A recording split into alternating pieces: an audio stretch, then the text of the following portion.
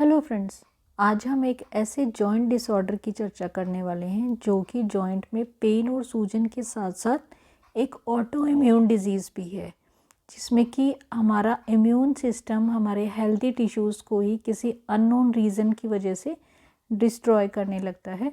तो इस डिज़ीज़ को हम मेडिकल टर्म्स में रूमेटॉइड आर्थराइटिस के नाम से जानते हैं और आम भाषा में आप इसे गठिया के नाम से भी जानते हैं। तो गठिया के नाम से आप समझ सकते हैं कि जिस रोग में आपके जॉइंट्स में गांठें हो जाती हैं उसको गठिया कहा जाता है।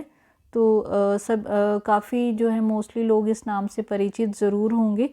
तो आइए जानते हैं क्या होता है रूमेटॉइड आर्थराइटिस में। तो इसके मेन सिम्टम्स की हम पहले बात कर लेते हैं। तो गठिया फ्रेंड्स जो होता है एकदम से नहीं हो जाता है, इसके कुछ अर्ली सिम्टम्स होते हैं और कुछ सिम्टम्स जो हैं इसके जो हैं RA फैक्टर पॉजिटिव आने के बाद से स्टार्ट देखने में आते हैं। तो फ्रेंड्स इसमें जो रूमेटॉइड आर्थराइटिस है इसके अर्ली सिम्टम्स की अगर हम बात करें तो जॉइंट पेन से पहले इसमें जो है आपको हल्का फीवर बना रहता है, भूख लगनी कम हो जाती है और बिना कारण ही आपकी बॉडी में थकावट बनी रहती है। इसके बाद फ्रेंड्स सुबह उठने पर आपके जोड़ों में बहुत स्टिफनेस आपको जो है नज़र आती है इसमें, जो कि रूमेटॉइड आर्थराइटिस का बहुत स्ट्रॉन्ग इंडिकेशन है कि आपके जॉइंट में सुबह 1-2 घंटा बहुत स्टिफनेस आपको महसूस होगी। और ऐसी स्टिफनेस जब आप एक लेज़ी या इनएक्टिव मोड में टीवी देख रहे हैं या काफ़ी देर तक बैठे हुए हैं या सो रहे हैं तभी भी आपको ऐसा फील होता है। इसके बाद फ्रेंड्स जब जो रूमेटॉइड फैक्टर है वो आपका एक्टिव हो जाता है, मींस जब आप ब्लड टेस्ट कराते हैं और आपका RA फैक्टर पॉजिटिव आ जाता है तो जो है इसके और प्रोमिनेंट सिम्टम्स आपको नज़र आने लगते हैं। तो जॉइंट्स में जो है इसमें रेडनेस आ जाती है, स्वेलिंग आपको नज़र आती है, काफ़ी पेन होता है और उस स्पेसिफिक जॉइंट पर टच करने पर आपको गर्म फील होने लगता है। तो फ्रेंड्स जो इसकी रूमेटॉइड की अर्ली स्टेज में आपके कुछ छोटे जॉइंट अफेक्ट होते हैं, जैसे कि आपके हाथ के जॉइंट, रिस्ट जॉइंट, फीट के जॉइंट। समय के साथ फिर आपके बड़े जॉइंट भी इसमें इन्वॉल्व हो जाते हैं, जैसे कि आपके घुटने, कंधे, हिप जॉइंट, एल्बो जॉइंट। तो इस प्रकार से आप देख सकते हैं कि आपके छोटे और बड़े सभी प्रकार के जॉइंट जो हैं गठिया रोग में इन्वॉल्व हो जाते हैं धीरे धीरे करके, अगर हम उस पर ध्यान नहीं देते हैं।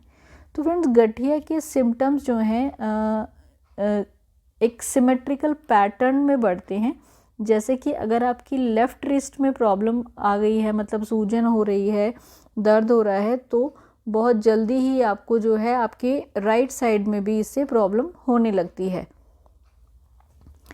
इसके बाद फ्रेंड्स आपकी जो बोन के प्रेशर पॉइंट्स हैं वहाँ पर आपके स्किन के नीचे जो है टिश्यू के जो है फर्म काफ़ी लंप बन जाते हैं। इनको जो है नोड्यूल्स कहते हैं। ये सिंगल में भी हो सकते हैं और जो है क्लस्टर की फॉर्म में भी आपको दिखाई दे सकते हैं। तो ये तो हुए फ्रेंड्स कुछ सिम्टम्स की बात कि किस प्रकार से सिम्टम्स आपको इसमें नज़र आते हैं। इसके बाद इसमें क्या होता है, बहुत लंबे समय तक जब आपके जोड़ों में इस तरीके की प्रॉब्लम रहेगी तो उससे उस एरिया के जो कार्टिलेज हैं, टेंडन्स हैं, लिगामेंट्स हैं, वो भी डैमेज हो जाते हैं, जिससे आपकी बोन्स में इरोजन हो जाती है। क्योंकि बेसिकली वो जॉइंट में जो दो बोन्स को संभालने वाली जो चीज़ें हैं, कार्टिलेज, टेंडन, लिगामेंट्स, वो कमज़ोर हो जाएंगे, जिस वजह से आपका जॉइंट डिफॉर्म हो जाएगा। आपने देखा ही होगा गठिया के लोगों की जॉइंट जो हैं बहुत उनकी जो है एंगुलैरिटी जो है डिस्टर्ब हो जाती है। और जब आपका जो रूमेटॉइड आर्थराइटिस है सीवियर स्टेज में पहुंच जाएगा तो आपके फिंगर्स और आपके टोज़, जैसे कि मैंने कहा, डिफरेंट एंगल में जो है ट्विस्ट हो जाते हैं। ये इसकी खास पहचान बहुत लेटर स्टेज में आप देखते ही पहचान सकते हैं कि ये पर्सन जो हैं गठिया से पीड़ित हैं। तो सिम्टम्स की बात फ्रेंड्स अब बारी आती है इसके कॉज को जानने की। तो जहाँ तक इसके कॉज की बात है रूमेटॉइड आर्थराइटिस में, जैसे कि मैंने कहा कि आपका इम्यून सिस्टम जो है आपके जॉइंट्स के सिनोवियम जो है आपके जॉइंट्स में एक मेम्ब्रेन होती है, उस पर अटैक करता है। और इस जो सूजन के कारण से जो आपका सिनोवियम है, जिसकी वजह से आपके जॉइंट में फ्रिक्शन कम होती है, वो थिक हो जाता है। और उसके थिक होने के कारण से आपके जॉइंट्स के बीच का कार्टिलेज डिस्ट्रॉय होने लगता है। जॉइंट्स को होल्ड करने वाले जो टेंडन्स और लिगामेंट्स हैं इस वजह से वीक हो जाते हैं और धीरे धीरे आपके जॉइंट्स की शेप और अलाइनमेंट दोनों ही बिगड़ जाती है। तो ये है इसका मेन कॉज। इसके अलावा कुछ जेनेटिक फैक्टर्स होते हैं जिसकी वजह से भी गठिया जो है आपको हो सकता है। तो फ्रेंड्स इसमें क्या होता है कि जो फीमेल्स हैं वो ज़्यादा प्रोन होती हैं गठिया रोग की बजाय कि मैन के। इवन हम ये कह सकते हैं कि 3 गुना ज़्यादा फीमेल्स में गठिया पाया जाता है। वैसे तो ओल्ड एज लोगों में ज़्यादा होता है, लेकिन ये जो है आजकल हम देखें तो एडल्ट्स में, इवन किड्स में भी जो है गठिया देखने को आपको मिलता है। या फिर किसी की फैमिली हिस्ट्री में अगर है तो भी जो है बच्चों में आ जाता है। बहुत ज़्यादा स्मोकिंग करने वाले लोगों को भी रोमेटॉइड आर्थराइटिस होने का चांसेस ज़्यादा रहता है। और जो ओबेस लोग हैं, जो ओवरवेट हैं, उनको भी ये जॉइंट की इस तरीके की प्रॉब्लम होने का चांस ज़्यादा रहता है। तो ये सारे कॉजेज़ हो सकते हैं फ्रेंड्स। और कुछ रिस्क फैक्टर जैसा कि हमने बताया कि किन लोगों को, कौन से लोग इसके लिए ज़्यादा प्रोन होते हैं। तो इसके बाद फ्रेंड्स एक चीज़ और देखने वाली है कि ये ऐसी क्या प्रॉब्लम है जिसकी वजह से आपको और अदरवाइज़ डिजीज़, अदर कॉम्प्लिकेशन हो सकती हैं, वो भी हम देख लेते हैं। तो रूमेटॉइड आर्थराइटिस की वजह से एक जो सबसे बड़ी प्रॉब्लम वो यही है, क्योंकि ऑटोइम्यून डिजीज़ हमने कहा कि इससे आपका जो इम्यून सिस्टम है, आपका बॉडी का डिफेंसिव सिस्टम है, वो कमज़ोर हो जाता है। इसके अलावा इसमें आपकी आइज़ और आपके माउथ बहुत ड्राई हो जाते हैं। और कुछ और डिजीज़ के हम यहाँ पर नाम लेना चाहेंगे। इसकी वजह से कार्पल टनल सिंड्रोम एक प्रॉब्लम रहती है, वो हो सकती है। आपको जो है लिम्फोमा की प्रॉब्लम खड़ी हो सकती है क्योंकि इसमें नोड्यूल्स बनते हैं। और जो है आपको हार्ट और लंग की भी कुछ प्रॉब्लम्स गठिया की वजह से देखने में आती हैं। तो ये सारी कॉम्प्लिकेशन से बचने के लिए बहुत ज़रूरी है कि हम समय रहते गठिया का इलाज पे ध्यान दें।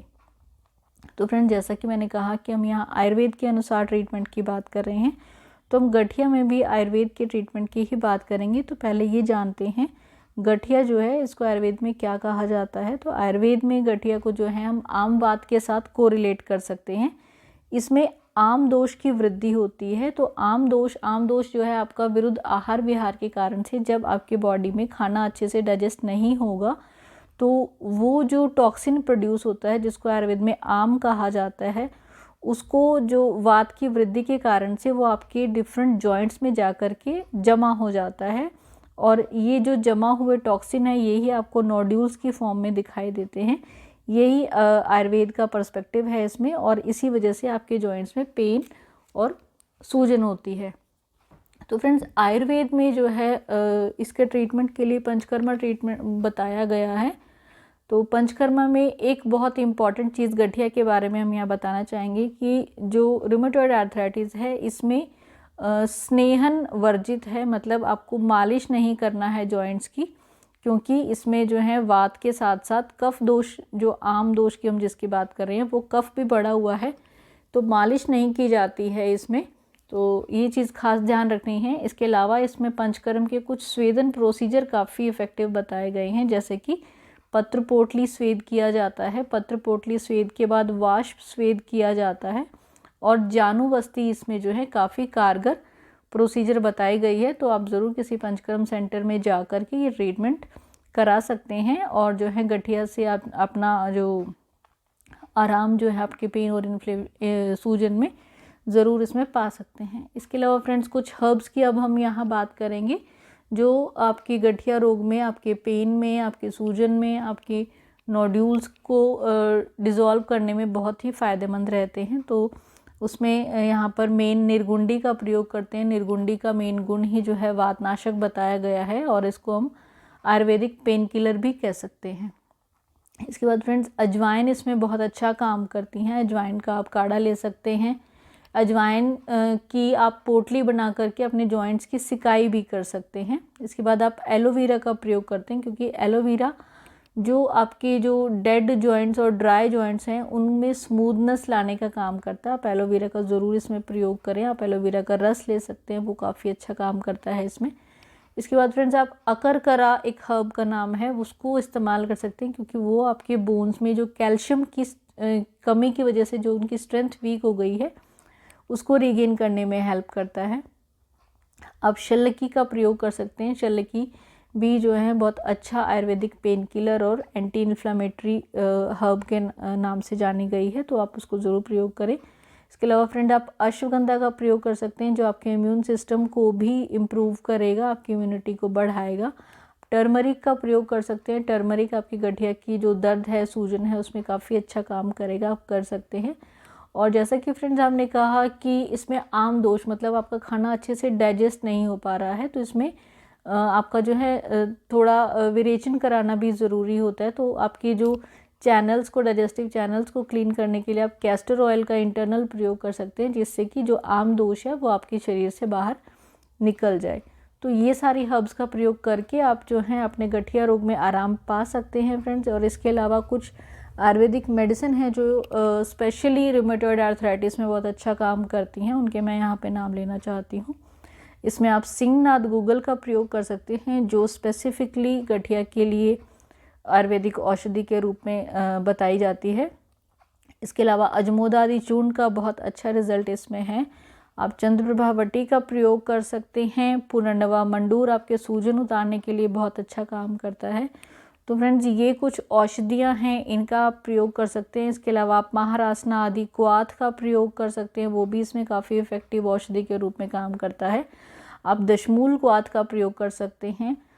तो फ्रेंड्स ये सारी औषधियों का प्रयोग आप अपने डॉक्टर की सलाह से करेंगे, ये आपको ज़रूर ध्यान रखनी है बात। और आपने अपने आहार विहार में भी आपको ज़्यादा से ज़्यादा अपनी डाइजेशन इम्प्रूव करने की तरफ ध्यान देना है। तो फ्रेंड्स आप ज़रूर आयुर्वेद के इन जो है प्रोसीजर्स को, इन हर्ब्स को, इन मेडिसिन को इस्तेमाल करके खुद को गठिया रोग के, अपनी फैमिली को में अगर किसी को है तो उनको इसकी तकलीफ़ से बचा सकते हैं और जो है एक अच्छा जीवन बिना किसी दर्द के जी सकते हैं। उम्मीद है फ्रेंड्स आपको ये जानकारी पसंद आई होगी। जानकारी पसंद आई है तो प्लीज़ चैनल को लाइक, शेयर व सब्सक्राइब कर दें। Thank you so much friends for watching. Stay healthy, live well.